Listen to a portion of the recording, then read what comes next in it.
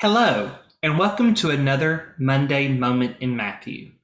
I'm Caleb Ray with the Rock Church of Christ just outside of Charlotte in Dixon, Tennessee.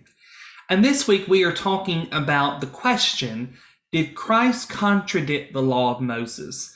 As we continue our look through the Gospel of Matthew, this week at Matthew 5, verses 17 through 20. This is our third week in the Sermon on the Mount. And we're still in what we call the beginning stages of the sermon. We had the Beatitudes, which talked about the type of attitude an individual needed to have. And as we mentioned then, the whole sermon can really be put in that same light, a sermon on attitudes. Then last week we looked at two popular terms that we know from our Christian faith, those who profess to be Christians, the salt of the earth and the light of the world. And we studied a little bit deeper into what those terms mean and how they're applicable to us. Now this week we are finishing what we call the introduction to the sermon.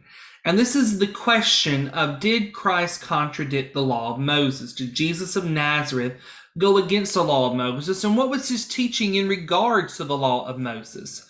The Pharisees claimed on multiple occasions that Jesus had been contrary to the will of God, had been contrary to the traditions of the elders, Matthew 15. In Matthew 12, he was accused, he and his disciples, of not following the law. And so what did Christ teach about the law before we even get to those passages later on in our study? And so I'll invite you to read along with me, Matthew 5, verses 17 through 20. Do not think that I have come to abolish the law or the prophets. I have not come to abolish them, but to fulfill them. For truly I say to you, until heaven and earth pass away, not an iota, not a dot, will pass from the law until all is accomplished. Therefore, whoever relaxes one of the least of these commandments and teaches others to do the same will be called least in the kingdom of heaven. But whoever does them and teaches them will be called great in the kingdom of heaven. For I tell you, unless your righteousness exceeds that of the scribes and Pharisees, you will never enter the kingdom of heaven. So again this week, there's a lot we can talk about in the lessons of Matthew 5, 17 through 20. I want to start by saying why this is a preface to the next several passages in the Sermon on the Mount. Jesus is about to begin a discussion on, you have heard it said, but I say to you. And for the first few, he's going to actually quote God the Father. As it goes on, he's going to quote the scribes and the Pharisees with their teaching and their questions. But when he begins, he's going to use two. You have heard it said, you shall not commit murder. You have heard it said, you shall not commit adultery. And these are phrases that God said to Moses to bring to the people. And so the question has been raised over the years, did Christ change the law of Moses? Well, in order to answer that, we don't need to go to those passages first. We need to start with the paragraph preceding it so that we understand the context of what Jesus is saying. And here's what he says. I have not come to abolish the law and the prophets. I've not come to put them away. I've not come to put them to end. I've not come to change them in that regard. He says, I tell you, until heaven and earth pass away, not an iota, not a dot will pass away from the law. Other versions say a jot or a tittle. Now, you may not know what a jot or a tittle or an iota or a dot is referring to, so let me explain a little to you. In the Hebrew language, there are letters that have certain strokes. In the English language, in the English alphabet today, the similar letters we could look at would be I and T. And if we draw a T, we have to cross it. And if we draw an I, we have to dot it. Those are the equivalents of the jot and the tittle, or the iota and the dot. And so what Jesus is saying is not even a stroke of a letter, of a word, of a command will pass away. Now this is pretty significant. He's not saying that not a word of the prophets will pass away, not a word of God will pass away, not a word of Moses will pass away. He is saying that not even the slightest stroke or the slightest dot in the Hebrew book, in the Hebrew writings, in the sacred writings of God will pass away. Folks, he's not come to change God's word at all. He's not come to change the law of Moses. What he says is, I have not come to abolish them, but to fulfill them. And here's a couple things we need to consider here. In fulfilling the prophets, he is fulfilling their prophecies. The prophecies that the prophets have made about the Messiah are coming true. We've already looked at several of them in our studies in Matthew, and we'll continue to look at more as we go through the book. There are at least 22 prophecies that we can look at in the Gospel of Matthew, and we'll look at all of them as we go throughout our study. He has come to fulfill those prophecies. He has come to bring to a close those situations. And he has come to fulfill the law. The law of Moses is what we would call an imperfect law. It makes atonement for sin, but it is an imperfect atonement for sin because you must continually come back and offer sacrifice. This law is not a completed law as the law of Christ, as Paul would put it in Galatians 6, would be. There is a difference that is coming. Christ is pointing to that in this teaching.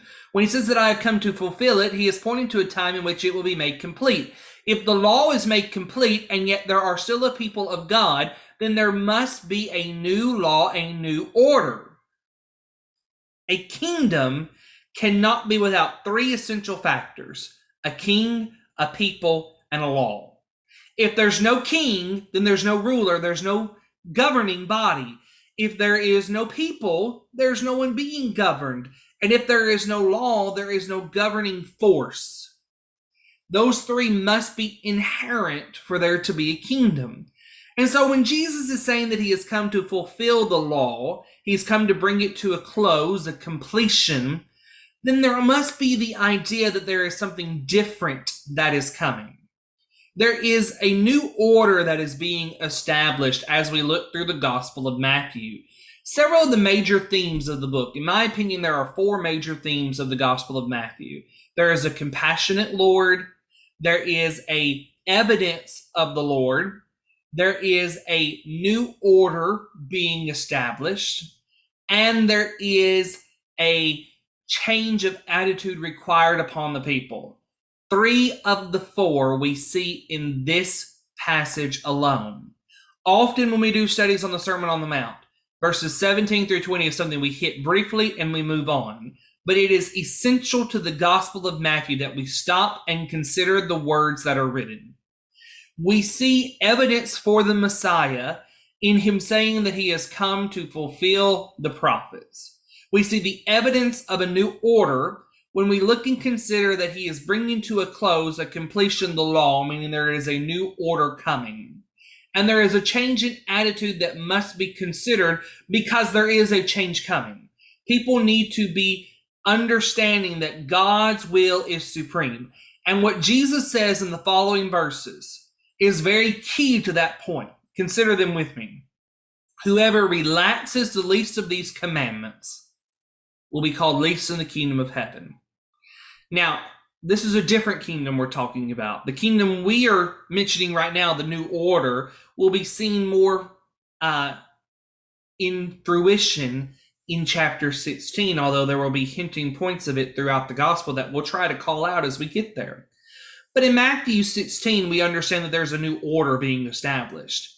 Now, we're talking about a kingdom of heaven here. This is something that is already in existence, that is going back to the patriarchs, to the time of Moses, all the way back and all the way forward. We learn in 1 Corinthians 15, when Paul is talking about the Son and his kingdom, that it will be delivered to the Father's kingdom.